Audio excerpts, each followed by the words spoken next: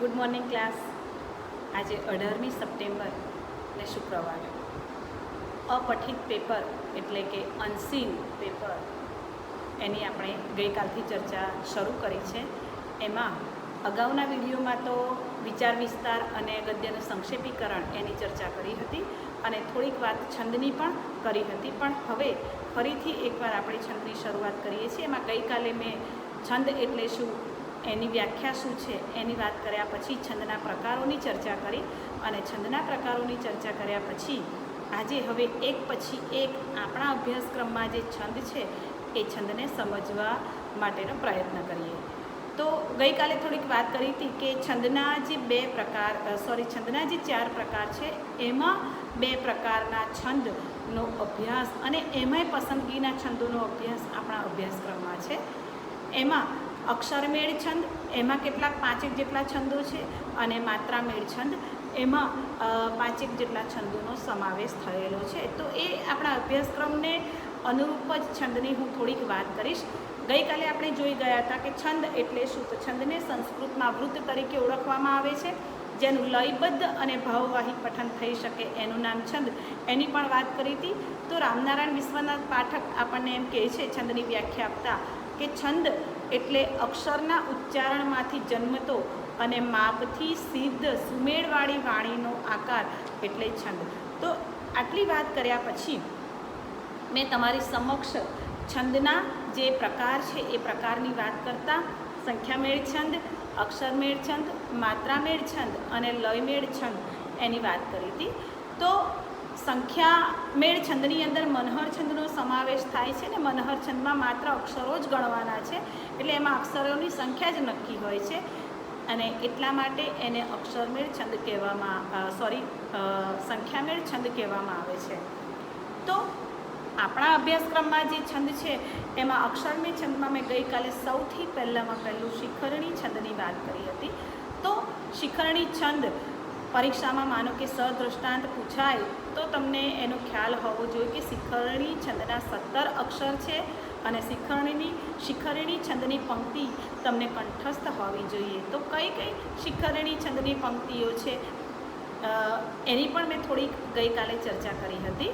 તો શિખરણી છંદમાં મેં કહ્યું હતું એ પ્રમાણે કે અસત્યો માહેથી પ્રભુ પરમ સત્યે તું લઈ જા, અમારા એ દાદા વિપુલ વડના ઝુંડ સરીખા, અને હણોના પાપીને દ્વિગુણ બનશે પાપ જગના. તો આ કંઠસ્થ થયેલી પંક્તિઓ એ પરીક્ષામાં તમને આવડવી જોઈએ એ લખતા. અને પછી એનું વર્ગીકરણ આપણે કરીએ છીએ એટલે કે અક્ષર એમ. તો અક્ષરના ખાનામાં આપણે લખીએ છીએ કે 17 અક્ષર. યાદ રાખજો વિદ્યાર્થી મિત્રો, 17 અક્ષરના 4 છંદ છે અને એમાંનો એક છંદ એ શિખરણી છંદ છે. બીજા સ્ટેપમાં આપણે બીજું પગથિયું એમ લખીએ છીએ કે યતિ. તો યતિ એટલે કે પંક્તિને લયબદ્ધ પઠન કરતી વખતે જ્યાં આપણે વિરામ લેતા હોઈએ એને યતિ તરીકે ઓળખીએ છીએ. તો યતિ એટલે કે વિરામ સ્થાન. તો કયા અક્ષરે આપણે અટકીએ છીએ તો એ અક્ષર ગણીને એ સ્થાન આપણે મૂકવાનું છે. દાખલા તરીકે અસત્યો માહેથી તો 6 અક્ષરે આપણે અટકીએ છીએ. તો છઠ્ઠા અક્ષરે યતિ એમ કહેવામાં આવે છે. માહેથી પ્રભુ પરમ સત્યે તો 6 પછી 7, 8, 9, 10, 11, 12 એમ કરીને 10માં કે 12માં અક્ષરે યતિ આવે છે. તો 1થી વધારે વખત યતિ આવી શકે છે. તો એ અક્ષરોને ગણીને આપણે એમાં લખવાનું હોય છે યતિના ખાનામાં. તો અક્ષર યતિ. તો વિદ્યાર્થી મિત્રો, ગણ એટલે કે બંધારણ.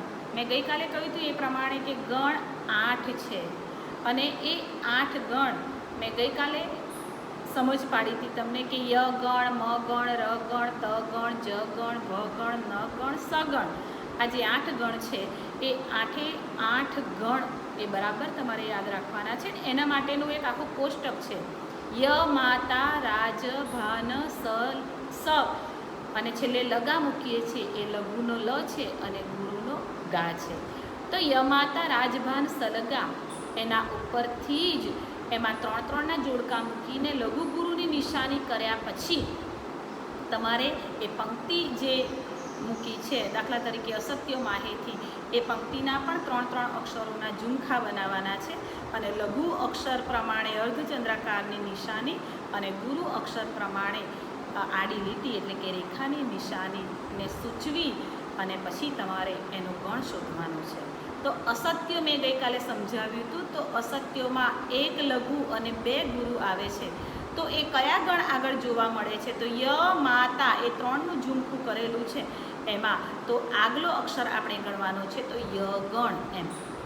મા તારા 3 ગુરુ ગુરુ ગુરુ અસત્યો મા હે થી તો મા એ કાનો છે અને ઉપર અનુસ્વાર છે.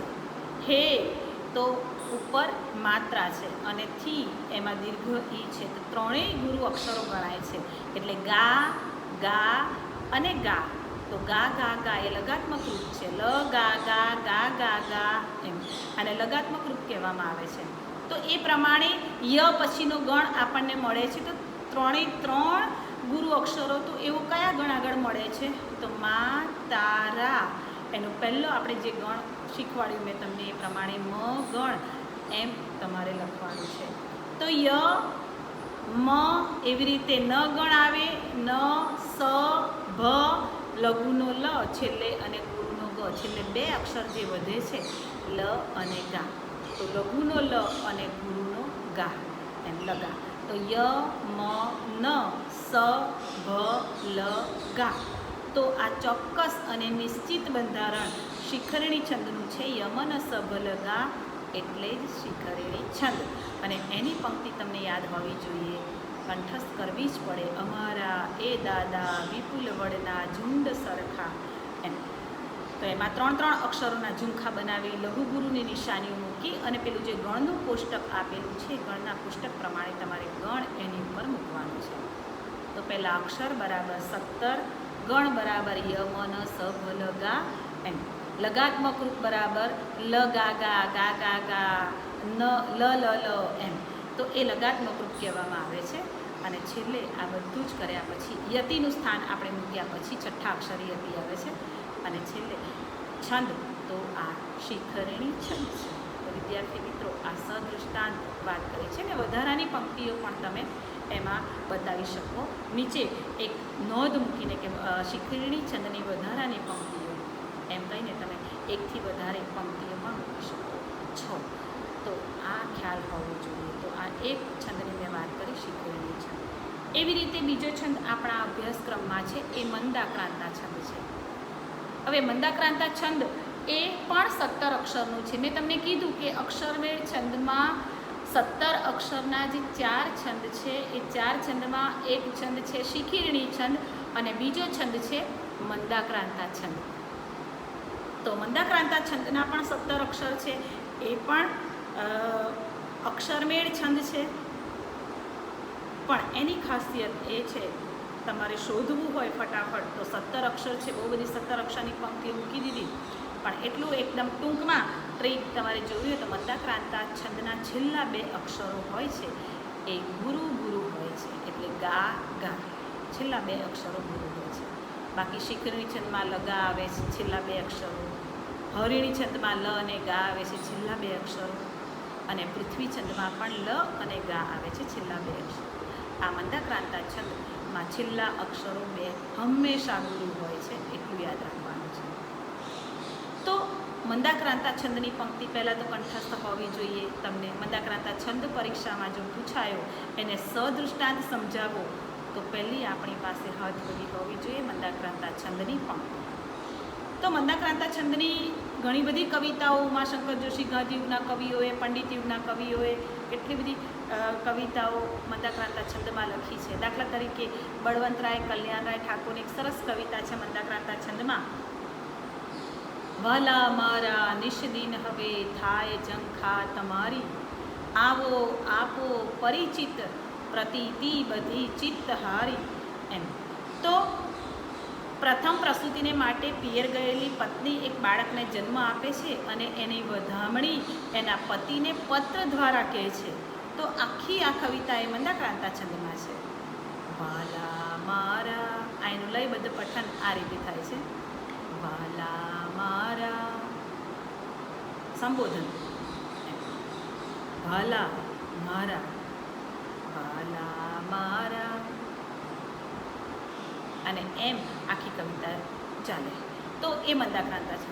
નિષદિન હવે થાય ઝંખા તમારી, આવો આપો પરિચિત પ્રતિ તે બધી ચિત્ત હારી. પાછો યતિભંગ થાય છે, અક્ષરો તૂટે, શબ્દ તૂટે, એને આપણે યતિભંગ કહીએ છીએ. દાખલા તરીકે આવો આપો, ચોથા અક્ષરે યતિ આવે. પરિચિત પ્રતિ, પ્રતિ તી આખો શબ્દ છે પણ પ્રતિ ત્યાં અટકીએ છીએ ને તી પછી બોલાય છે, એટલે એ શબ્દ ઉપર યતિભંગ થાય છે. તો પ્રતિતિ એમ નથી કહેતા, પ્રતિ તી બધી ચિત્ત હારી, દેવે જાણે જલગહનમાં ખેંચી લીધી હતી તે, આવી તોય નવલહુ ક્યાં ગઈ કેમ આવી, મીઠા સ્પર્શો પ્રણય નયનો અમૃતાલાપ લાવો. તો આ એનું લયબદ્ધ મંદાક્રાંતા છંદનું પઠન છે. સંસ્કૃતમાં બહુ જ સરસ એવા શ્લોકો છે કે જે મંદાક્રાંતા છંદમાં છે. અત્યારે આજથી વિદ્યાર્થી મિત્રો અધિક મહિનો શરૂ થયો છે અને અધિક મહિનામાં એમ કહેવાય છે કે ભગવાન વિષ્ણુજીની આખી એક કથા છે મળમાસ. એ મહિનાને ખૂબ ખોટું લાગ્યું અને જે 12 મહિના છે અને એમાંનો એક 13મો મહિનો છે મળમાસ, એટલે બધા એને હાંસિયામાં મૂકી દે છે. એટલે ભગવાન પાસે જાય છે ને ભગવાન કહે છે કે જા, આ તું મારા શરણે આવ્યો છું એટલે તારું નામ એ પુરુષોત્તમ માસ એટલે અધિક માસ રહેશે. તો એ અધિક મહિનો એ જ ભગવાન વિષ્ણુનો પ્રિય મહિનો, એમ એવી કથા છે. તો ભગવાન વિષ્ણુનો જે શ્લોક છે અને એ શ્લોકથી આપણે મંદાક્રાંતા છંદ શીખીએ છીએ, એટલે મને આ યાદ આવ્યો ભગવાન વિષ્ણુનો શ્લોક. શાંતાકારમ, મંદાક્રાંતા છંદ. ભુજગ શયનમ, શાંત આકાર, ભુજગ એટલે સાપ, ભુજગ શયનમ, ભુજગ ઉપર સૂતેલા, શયનમ કરેલા, શયન કરેલા. શાંતાકારમ, આ જે લય છે, આ જે એનો રાગ છે એ મંદાક્રાંતા છંદ છે. શાંતાકારમ ભુજગ શયનમ પદ્મનાભમ સુરેશમ વિશ્વાધારમ ગગન સદૃશમ મેઘવર્ણમ શુભાંગમ લક્ષ્મીકાંતમ, લક્ષ્મીના પતિ કાંત એટલે પતિ, લક્ષ્મીકાંતમ કમલનયનમ, કેટલી સુંદર વાત છે, કમળ જેવી આંખો એમ.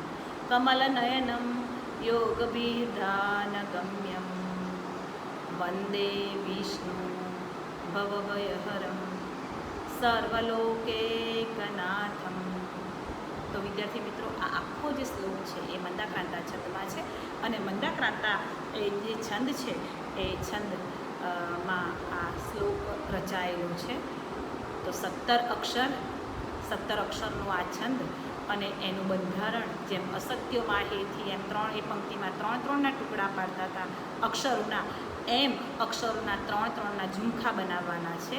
અને ઝુમખા બનાવ્યા પછી એની પર લઘુ ગુરુ અક્ષર પ્રમાણે લઘુ ગુરુની નિશાનીઓ મૂક્યા પછી પેલું યમાતા રાજભાન સલગાનો જે કોષ્ટક છે અને એમાં લઘુ ગુરુની નિશાની પ્રમાણે આપણે એનું બંધારણ, એનો ગણ શોધવાનો છે. અને 3 અક્ષરોના ઝુમખા ઉપર કયો ગણ આવે છે. દાખલા તરીકે આપણા ગુજરાતીમાં મેં તમને કહ્યું એ પ્રમાણે કે બકટ ઠાકોરની કવિતા વધામણી જે કવિતા છે આખી મંદાક્રાંતા છંદમાં છે, એ કવિતા વહલા મહારા, તો વહલામાં એ 3 અક્ષર થયા, એ 3 અક્ષરો ગુરુ ગુરુ છે એમ. તો ગા ગા ગા એમ. તો ગા ગા ગા 3 ગુરુ અક્ષરવાળો જે ગણ છે એ મ ગણ છે. એ કોષ્ટકમાં તમે જોશો એટલે ખ્યાલ આવશે. તો એ મ ગણ એમ. તો એનું એવી રીતે ભ ગણ મળે, જ ગણ મળે, ત ગણ મળે, મ ભ ન ત ત ગા ગા. યાદ રાખજો વિદ્યાર્થી મિત્રો, યમ ન સભલ ગા એટલે શિખરીણી છંદ એમ શીખ્યા પછી હવે તમારે મંદાક્રાંતા છંદનું બંધારણ યાદ રાખવાનું છે અને એ મંદાક્રાંતા છંદનું બંધારણ છે મ ભ ન ત ત ગા ગા. બરાબર છે? તો એ 17 અક્ષરનો છંદ છે એ મંદાક્રાંતા છંદ છે. આ સિવાય વધારાની પંક્તિઓમાં આપણે જોઈએ તો ઘણી બધી પંક્તિઓનો એમાં સમાવેશ થાય છે. કે છે ને કે હા પસ્તાવો વિપુલ ઝરણું સ્વર્ગથી ઉતર્યું છે, પાપી તેમાં ડૂબકી દઈને પુણ્યશાળી બને છે. જો હમણાં આપણે વિષ્ણુ ભગવાનનો જે શ્લોકનું પઠન કર્યું એમાં એ જ રાગથી શાંતાકારમ હા પસ્તાવો વિપુલ ઝરણું સ્વર્ગથી ઉતર્યું છે, પાપી તેમાં ડૂબકી દઈને પુણ્યશાળી બને છે. તો આ આખી વાત છે એ મંદાક્રાંતા છંદમાં છે. બીજી એક પંક્તિ છે, કાવ્યની પંક્તિ છે સંન્યાસી હો. તો આપણે અટકીએ છીએ ક્યાં? હો. તો સંન્યાસી 3 અક્ષર અને હો એ ચોથો અક્ષર. તો મંદાક્રાંતા છંદમાં હંમેશા યતિ ચોથા અક્ષરે આવે છે અને શિખરણી છંદમાં આપણે અટકીએ છીએ છઠ્ઠા અક્ષરે. તો છઠ્ઠા અક્ષરે શિખરણી છંદનો યતિ છે અને ચોથા અક્ષરે મંદાક્રાંતા છંદનો યતિ છે. જો આ પસ્તાવો ચોથા અક્ષરે, સંન્યાસી હો ચોથા અક્ષરે, શાંતાકારમ ચોથા અક્ષરે. તો ઘણી બધી આ પંક્તિઓ છે મંદાક્રાંતા છંદની એ ચોથા અક્ષરે અને કે 10માં એ એવા પછીનો જે બીજો યતિ આવે છે તો જ્યાં અટકીએ છીએ એ અક્ષરોને આપણે ગણી લેવાના છે ને પછી બીજો યતિ પણ આપણે જણાવી શકીએ. તો ફરીથી એકવાર વિદ્યાર્થી મિત્રો મંદાક્રાંતા છંદની આ પંક્તિ કંઠસ્થ કરી લેવાની છે અને કંઠસ્થ કર્યા પછી એ અક્ષરોના 3-3ના ઝુમખા બનાવવાના છે. 3-3 અક્ષરો ગણી અને ત્યાં એક આમ 83 લીટી આખી કરવાની છે. ફરી 3 ગણી અને 83 લીટી કરવાની છે. અને લઘુ ગુરુના માપ પ્રમાણે ગઈકાલે મેં તમને કહ્યું હતું કે લઘુ અક્ષર કોને કહેવાય ને ગુરુ અક્ષર કોને કહેવાય એમ. તો લઘુ અક્ષરમાં દાખલા તરીકે ક એટલે બોલવામાં ઓછી લંબાઈ હોય, ઓછો એમ કે પ્રાણ જતું હોય તો એને આપણે કહીએ છીએ લઘુ અક્ષરો. ક પછી હસ્વ ઉપર કી આવે છે તે, પછી હસ્વ ઉ નાનો ઉ અને રેપવાળા બધા જ જે અક્ષરો છે એ લઘુ અક્ષર ગણવામાં આવે છે. તો એ પ્રમાણે અને ગુરુ અક્ષરોમાં કાનો, માત્ર, દીર્ઘ ઉ અને તીવ્ર અનુસ્વાર. દાખલા તરીકે કંચન, તો ક ઉપરનું જે અનુસ્વાર છે કન એમ એટલે આપણે એને તીવ્રતાથી બોલીએ છીએ, વધારે ભારપૂર્વક ઉચ્ચારણથી બોલીએ છીએ તો એ તીવ્ર અનુસ્વાર કહેવાય. તો એ પણ ગુરુ અક્ષર ગણાય. પણ સામાન્ય હોય એનું એ ઉપર અનુસ્વાર આવે પણ મંદ રીતે એનું ઉચ્ચારણ થતું હોય તો આપણે એને લઘુ અક્ષર ગણીએ છીએ. આ બધી મેં ગઈકાલે વાત કરી હતી. તો એ પ્રમાણે લઘુ અક્ષરની નિશાની મૂક્યા પછી પેલા કોષ્ટકમાંથી જોઈને ય ગણ છે, મ ગણ છે, સ ગણ છે, ત ગણ છે, ર ગણ છે એ શોધી અને એ 3 અક્ષરોના ઉપર એ ગણ એકદમ નાના અક્ષરે સરસ રીતે લખી ગોળ રાઉન્ડ કરી અને પછી નીચે વિશ્લેષણમાં તમે એમ લખી શકો કે મ ભ ન ત ત ગા ગા આવી જાય છે એટલે મંદાક્રાંતા છંદ. અને મંદાક્રાંતા છંદનું બંધારણ નિશ્ચિત છે. દરેક છંદનું બંધારણ, દરેક છંદના ગણ એકદમ નિશ્ચિત થયેલા છે. પછી યમન સભલગા એટલે મંદાક્રાંતા એમ નહીં, અને મભન તત ગા ગા એટલે શિખરણી છંદ એમ નહીં, પણ યમન સભલગા એટલે શિખરણી છંદ અને મભન તત ગા ગા એટલે મંદાક્રાંતા છંદ. તો વિદ્યાર્થી મિત્રો આજે આ છંદ સુધી રાખું છું. આવતીકાલે બીજા કેટલાક છંદની વાત કરીશું. આવજો.